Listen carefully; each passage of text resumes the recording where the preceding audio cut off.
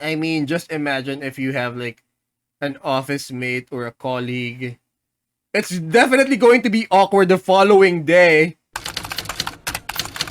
Alright, class, settle down and let me tell you a story. Tonight, we're back with our favorite American propagandist as he tries to make up for the injustices made against the Japanese Americans during World War II.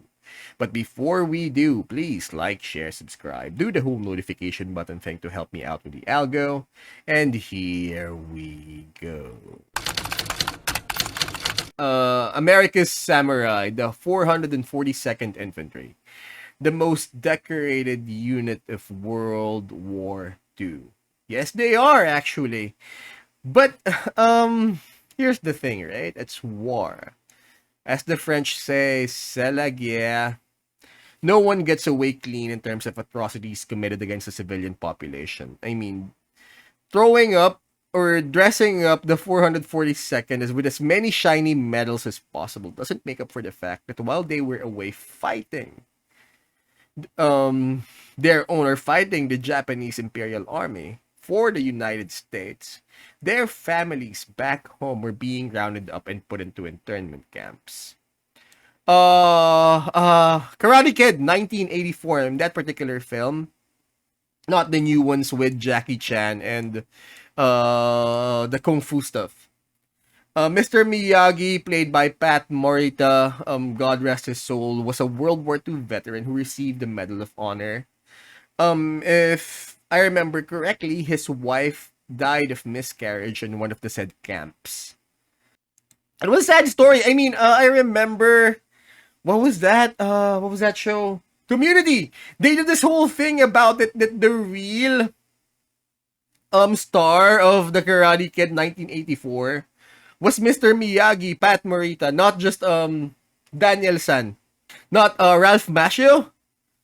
So, I mean, because the story was all about him. He was a Japanese American. Who went to the US to make his fortune. World War II came along. He became a war hero and he comes back to tragedy, finding out that his wife passed away in the internment camp. They were being rounded up because they were suspected of working for the Japanese Imperial Army. But anyways, let's just keep on moving with this one. This is my third attempt in the last year at making this video. Volume. All right, let's begin. This is my third attempt in the last year at making this video, but it's one. I'm guessing he has to walk on eggshells. One of those ones that you have to get right. Yep.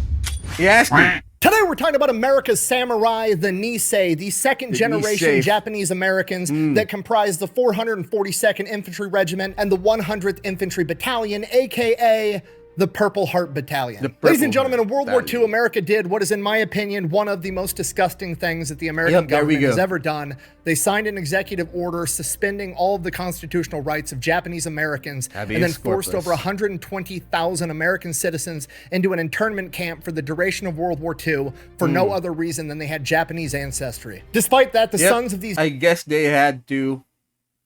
But I wonder who was responsible for that policy.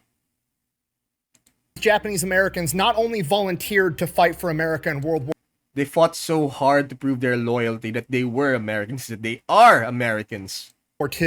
They demanded and petitioned for the opportunity to do so. And not only did they fight, they became one of the most effective and decorated combat units in American history. That they are. We're going to get into it. Down. All right, our story begins on December 7th, 1941, when the Imperial Japanese attack America at Pearl Harbor. Okay, everybody knows what the attack on Pearl Harbor is, but what almost nobody knows about is the Ni Hao incident that happened directly after the attack on Pearl Harbor that would change the course of American history. During the second wave of the attack at Pearl Harbor, America was able to get some of their fighter planes up in the air and begin fighting back. Some of these American fighter planes were obviously shooting at the Japanese fighter planes, and one of these Japanese Zeros ends up getting shot in... I mean, there's a whole film with Ben Affleck and Ashton Kutcher, if I'm not mistaken, about the entire incident. its fuel tank and leaks out a bunch of its fuel. The Imperial Japanese pilot Suganori Nishikaichi does the only thing he can do in that situation. He makes an emergency landing on what he believes to be a small uninhabited Hawaiian island known as Niihau. Oh. However, he was incorrect. The island actually had 135 inhabitants, 133 of which were native Hawaiians, and then there was one Japanese couple, Yoshi and Irene Horata. Now, Niihau is like 140 miles away from Pearl Harbor, so the residents of the island had no idea that Japan was actually attacking America. So when he first made this emergency landing, everybody was happy to help this guy. They thought he was just, you know, a pilot from a who needed help. country that needed their help. Then within a couple of hours, word had reached Niihau that America was under attack by the Japanese, at which point the Hawaiians did the appropriate thing. They took him as their prisoner, took away his guns, locked him up, and they were going to hold him for the American government to come and get him. All right, let me ask you this one time. What master Remember do you this serve? one. What master do I serve? What am I supposed to say, Jesus? But for whatever reason, Yoshi and Irene decided that they were sympathetic towards this Japanese pilot, so much so that they were actually going to help him break out of jail, arm him, and try to help him escape. It's a bold strategy, Cotton. Let's see if it pays off for him. This plan would ultimately be thwarted won't. by the Hawaiians, primarily a man by the name of Ben Kanahele, who was a World War I veteran and rancher. When Ben Kanahele went to stop Suganori from escaping, Suganori shot him 3 times, at which point Ben Kanahele proceeds to pick Suganori up and throw him They wouldn't take that kindly. Especially if he's a pillar of the community. at a stone wall. His wife then bashes him in the head with a rock while Ben pulls out his hunting knife and slits his throat. Which I cannot stress to you enough is the most Polynesian American shit I have ever heard in my entire life. Homie gets shot 3 times, then proceeds to pick up the armed gunman and throw him at a wall Body like he's the slams him. Incredible Hulk.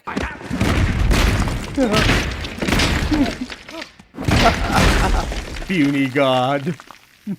After that, Yoshi, the Japanese man that was trying to help him escape, would also wind up dead, and his wife Irene would end up being incarcerated for the rest of World War II. So Ben Kanahele saves the day. Hooray, that's good. Bad news, this is a really, really bad look for pretty much all Japanese Americans, right? Yep. There's 2 Japanese Americans present, and they elected to side with the Imperial Japanese that were attacking America. And this winds up being one of the main catalysts and excuses for the American I mean, just imagine if you have like an office mate or a colleague.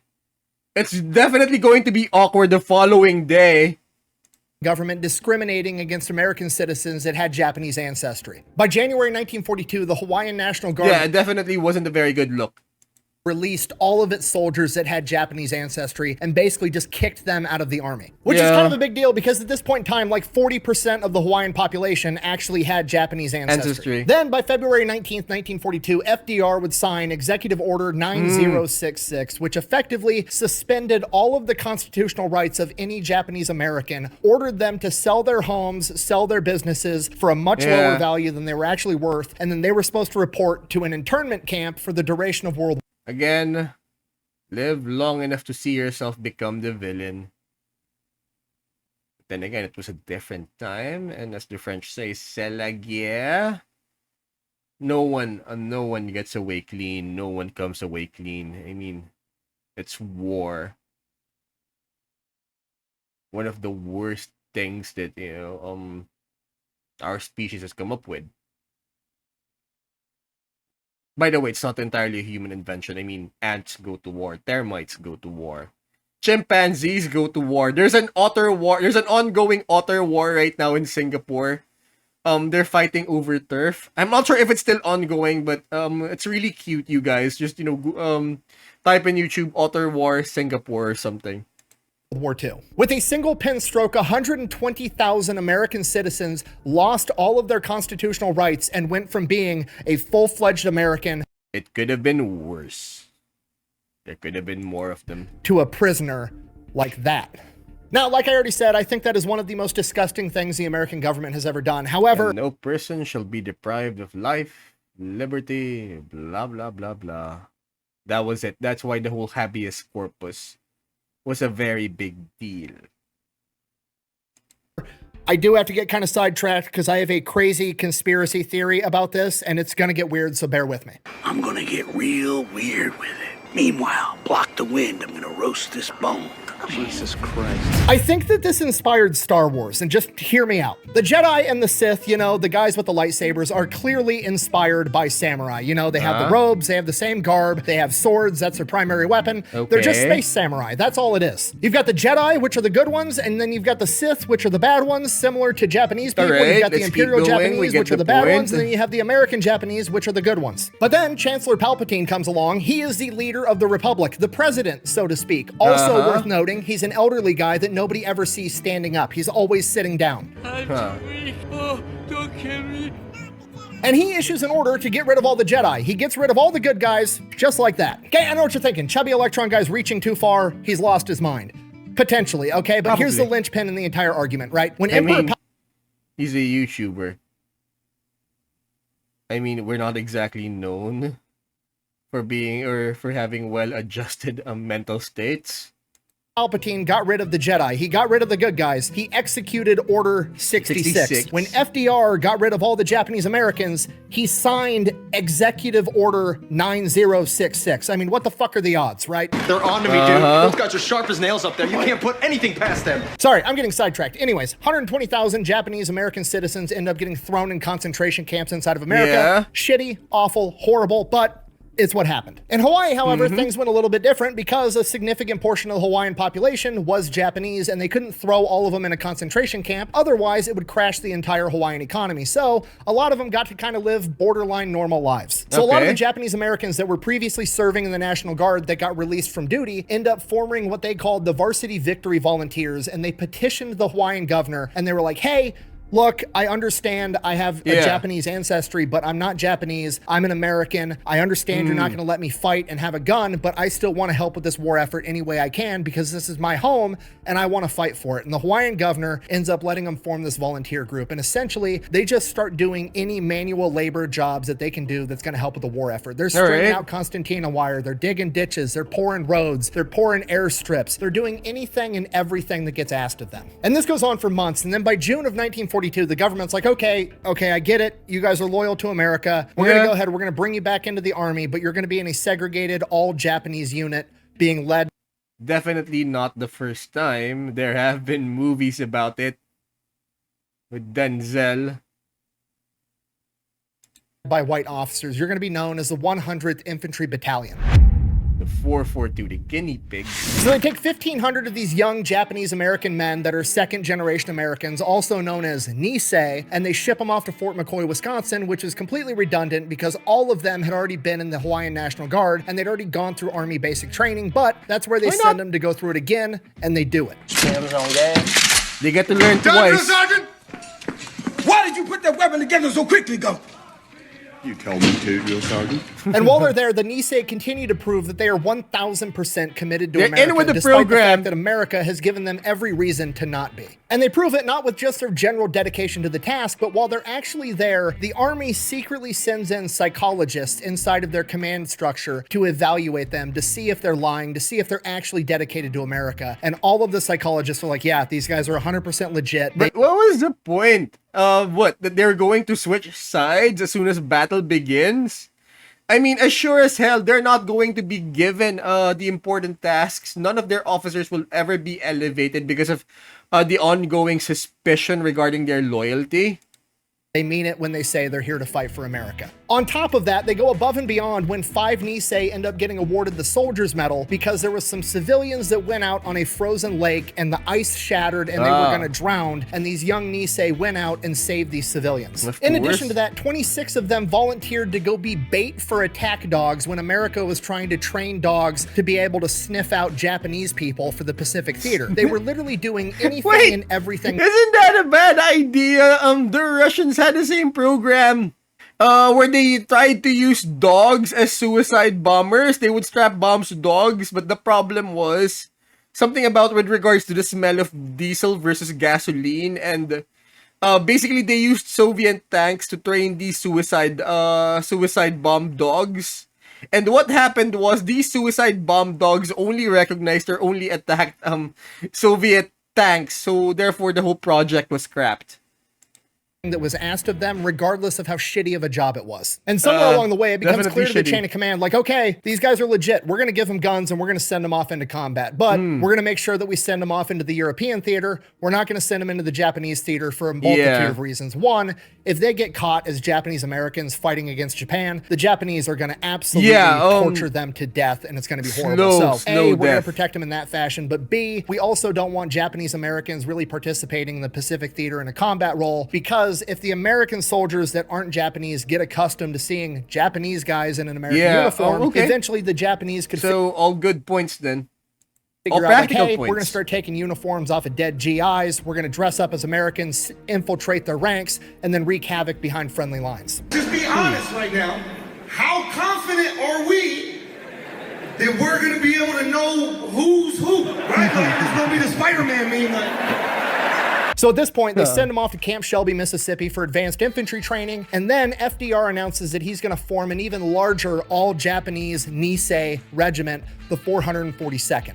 Now, the American government is hoping to get 4,500 volunteers to be in the 442nd Infantry Regiment, which is kind of a big ask from a community of people that you've just taken all of their civil rights away and then thrown them in a prison. And not only do they end up getting 4,500 volunteers, they get over 10,000, which is absolutely insane. Because I'm going to tell you right now, if you incarcerated my entire family for no other reason than the color of their skin and then asked me to go fight in a world war for you, I would probably tell you to go fuck yourself. All 10,000 of these dudes are far bigger men than me. Speaking of bigger men than me, one of the volunteers is a young man by the name of Daniel Inouye, who is currently in med school trying to be a doctor. When Pearl Harbor happened, he ran to the nearest Blue Cross aid station and started working around the clock treating the wounded. And he's been volunteering at aid stations and hospitals for months while also going to med school ever since Pearl Harbor happened. So when he goes to the draft board tells him, like, no, you're too valuable where you're at. You're going to go off and become a doctor. On top of that, you're already doing a bunch of work for us stateside. We don't want to send you off to combat. So he's like, okay, I'll be right back. He leaves, drops out of med school, tells the hospital he's not coming back to help anymore, and then goes back to the draft board and is like, I just quit my job and I dropped out of med school. Fucking send me. So they end up sending him, and he ships off with the rest of the 442nd Infantry Regiment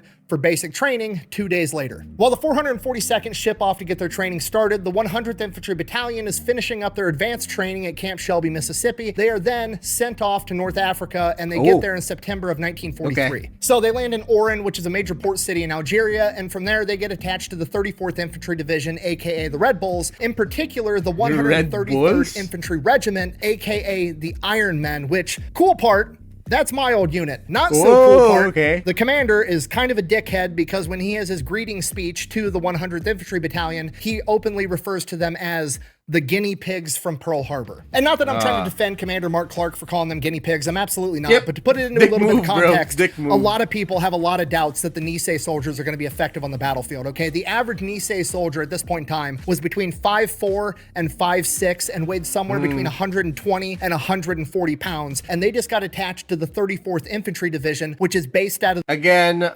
good time to remind everyone that it's not the size of the dog in the fight, but the size of the fight in the dog. The Midwest. Okay, the 34th Infantry Division, by and large today, but especially back then, was almost nothing but 185-pound corn-fed white boys with machine guns that grew up on a farm. So they're looking at these dudes with a smaller stature like, what do you guys really think you're going to do on this battlefield? Why are you even here? Look at that.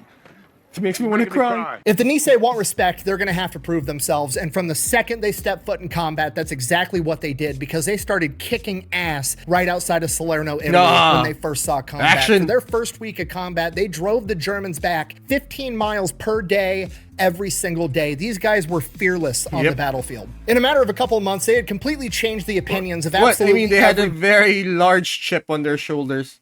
Buddy that encountered them. Mark Clark, the same commander that referred to them as guinea pigs, sent a note up the chain of command saying, hey, when that 442nd Infantry Regiment's done training, I want them too. These Nisei fighters are fucking awesome. When the Des Moines Register, the biggest newspaper back home in Iowa, wrote an article being critical of the Nisei being attached to the 34th Infantry Division, the members of the 34th Infantry Division wrote a letter to their editor. And I quote, "We're Iowa boys of the 34th Division. We have fought side by side with the boys of Japanese descent. We know plenty of folks that call themselves Americans that have done much less to prove they give a hang about their country. There have been times when these Japanese, as you call them, have saved many lives only because they have proven themselves better Americans than some that were not of Japanese descent. Yeah, okay. Gut check So not done. only are the Nisei of the 100th Infantry beating the Nazis, they are also winning over hearts and minds left and right, and they're just getting warmed up. Ooh, Monte Cassino. All right, by January of 1944, the 100th and the rest of the Allied forces have advanced through North Africa, and they have come up to the German Gustav Line. The Gustav Line is effectively the line in the sand that Germany has drawn, where they are not going to let the Allied forces advance past this point. It is heavily fortified, they have the high ground, they have all the advantages, and they are going to fight tooth and nail to not let Allied forces penetrate through this line into Europe. And one of the most vital areas of the Gustav Line is where the 100th Infantry is at. It's at Monte Cassino. Cassino is a small town, and then above it, on a humongous hill overlooking the town, is an old monastery that the Germans have turned into a massive fortress. And not only that, they've went Before I read books about Monte Cassino, every time that the whole thing came up in films, I literally thought that it was some sort of a tourist trap town. And Monte Cassino was literally a casino. Went and chopped down all the trees on the hills and the ground in front of the monastery, knocked down all the buildings, so there's absolutely nothing to provide cover or concealment in case they assault. So you're pretty much running through an open field uphill into... I wonder if they also do Banzai charges, because Banzai is literally stands for 10,000 years. May you live for 10,000 years. Teko Heka Banzai! German machine gun fire if you try to take this position, and that's I mean, there were Middle Eastern Christians that also say Allahu Akbar. God is great. So I wonder if they had the same war cry.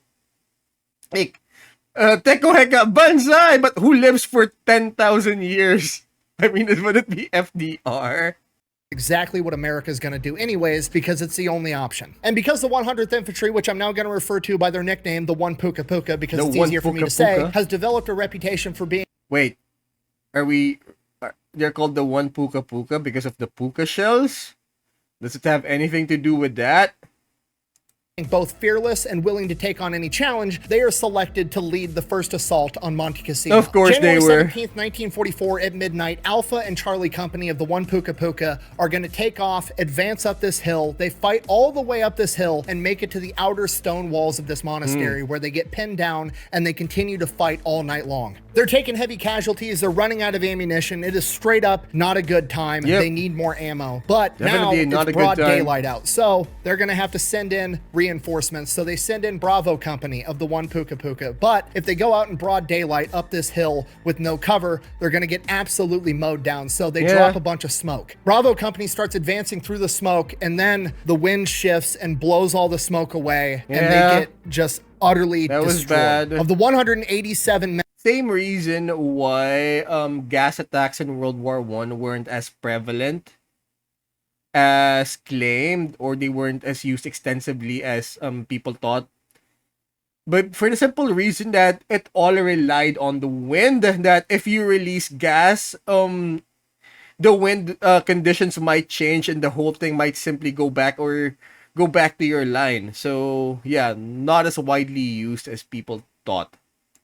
men of Bravo Company, only 14 of them end up making it to the wall. After taking that many casualties and running out of ammunition and having fought all night already, they are finally ordered to withdraw. A couple of weeks later, the Allied forces launch another major attack on Monte Cassino and the Gustav Line. This time, the One Puka Puka is ordered to take Castle Hill, a neighboring hill to the monastery that's of vital importance to be able to cut off support. The Nisei actually managed to fight their way up the hill and take the top of the hill, and they managed to hold it for 4 straight days, fighting their asses off. But then eventually the flanks of the 34th Infantry end up collapsing, and they're about to get completely surrounded and stuck on top of this hill, at which point they are ordered to withdraw again. By this point, the 100th Infantry Battalion has lost 50% of their men, and they are ordered to the rear where they can recuperate and pick up reinforcements to replenish their ranks. People start referring to them as the Purple Heart Battalion and the Little Men of Iron, a play on the 133rd Infantry Regiment's Iron Men nickname. After a brief recuperation, they are then sent to a different spot that's on where the it came Gustav from. line near Anzio, and this spot of the line is essentially World War I-esque warfare. Each team has their trench, and there's just no man's land in between. Alright, they went For back 2 months to it. straight, all they do is sit inside their trenches and their foxholes. They fight all night and they sleep all day. The one Puka Puka starts referring to it as Dracula days. They sleep during the day, they draw blood at night. While the one Puka Puka is there is a third major attack on Monte Cassino by other allied forces that also fails. At this point, the chain of command's getting restless, they're pissed, they need to break through the German Gustav line, and eventually they come to the conclusion. I mean, I know that there are a ton of films, but the Italian campaign or the African campaign has been sort of left out by Hollywood recently. Fuck it, we're just gonna pick a point where we're gonna attack, and we're gonna hit that singular point along the line with absolutely everything we've got. The problem is, the Germans have massive tank units in the area too, and they need to know where those tank units are, because if they decide to attack at a singular point, and that's the point where there's a bunch of German tanks, it's not gonna go that great for the Allied forces. So they need to figure this out, otherwise this is gonna be a humongous gamble. At this point, a member of the one Puka Puka steps forward and goes to the chain of command because he's got an idea, and that man is Lieutenant Young Oak Kim. Young Oak Kim is already a complete badass. He's already earned a Silver Star and a Purple Heart, and he's coming to the chain of command with this crazy idea. But what's most interesting about Young Oak Kim is he's one of the very few people in the one Puka Puka that's not Japanese. And that's because he's an officer, and typically the officers were white men, but in Young Oak Kim's case, he was Korean. Now, as I'm sure you can imagine, the racial tensions between Japanese people and Koreans during World War II was pretty high, considering the Japanese had invaded Korea and were committing atrocities there. Because of this, prior to deploying with the one Puka Puka, the chain of command pulled Young Oak Kim aside, and they were like, hey, we understand that Japan is invading Korea. There's racial tensions between Japanese and Korean people. If you want, we can give you different orders and have you attached to a different unit. To which Young Oak Kim replied, and I quote, "There are no Japanese nor Koreans here. Only we're Americans, and we're fighting for the same cause." So Young Oak Kim is just a complete badass, and he goes to the chain of command and he's like, look, you need somebody to go behind enemy lines and figure out where these tank units are. Here's my plan. You guys keep attacking at night with these major formations. It's obvious. They know we're coming at night. Why don't you send me and one other guy behind enemy lines in broad daylight? I will sneak back there. I will capture a German soldier, drag him back. We can interrogate him and figure out where these tank units are. And so, like the final mission in Band of Brothers, it was a smash and grab for prisoners. We'll know where to attack.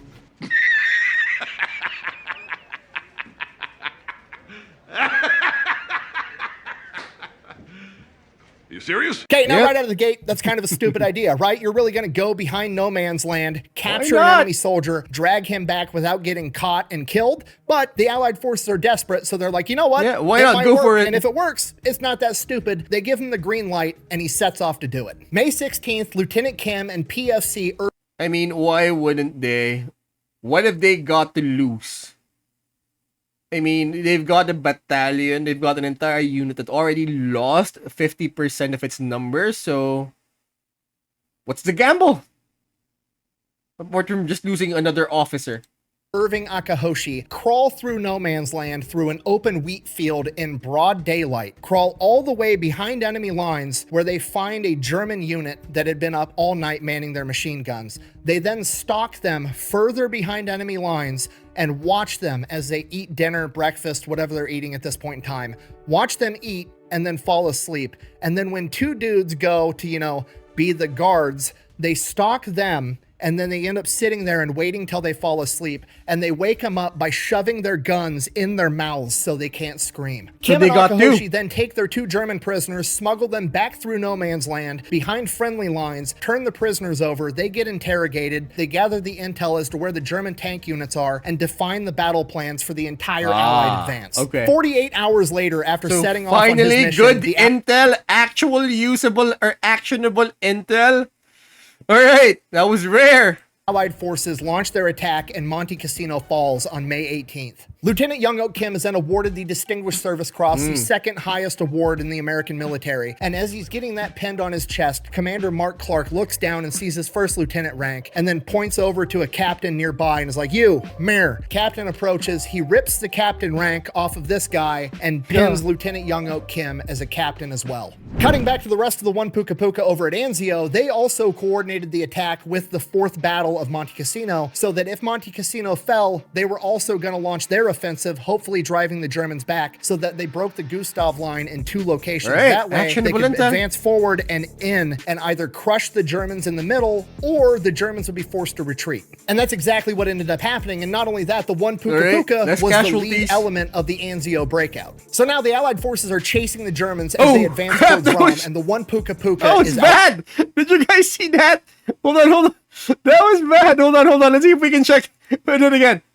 That was bad. Someone got hurt with this one. Chasing the Germans Whoa. as they advance towards Rome, and the one Puka Puka is out front. And as Holy they get crap. near Rome, they're like 15 miles outside of Rome. They are going to be the first Americans to set foot in a major European capital as the Allied forces capture it. They are ordered to stand down as they peel off the side of the road and just kind of hang out in the ditch, and they don't know what's going on. And then other American units start catching up, and then they keep marching, and they keep marching into Rome. And now the one Puka Puka is not the first into Rome, and it dawns on them, they pulled us off to the side because they didn't want a bunch of Japanese dudes being the first Americans to capture a major European Again, capital. optics. They never even got to set foot in Rome. They were ordered to go link up with the new Nisei unit, the 442nd Infantry Regiment, and they would be absorbed into that I guess that's a good thing. You now have the 442nd will now be led by actual combat veterans. unit now instead. From here, the one Puka Puka still kind of retained its identity as the 100th Infantry Battalion, but they are just now one of 3 battalions inside of the 442nd Infantry Regiment. And their new unit slogan is one of the best and most famous slogans in military history, Go for broke, which is a whole... Thank you for watching, guys. So if you want me to check out other stories here on YouTube, please let me know in the comments. We upload on the weekends, Tuesdays and Thursdays. Also, check out our Twitch channel where you can watch me do this live. And please don't forget to like, share, subscribe, do the whole notification button thing to help me out with the algo, and class dismissed.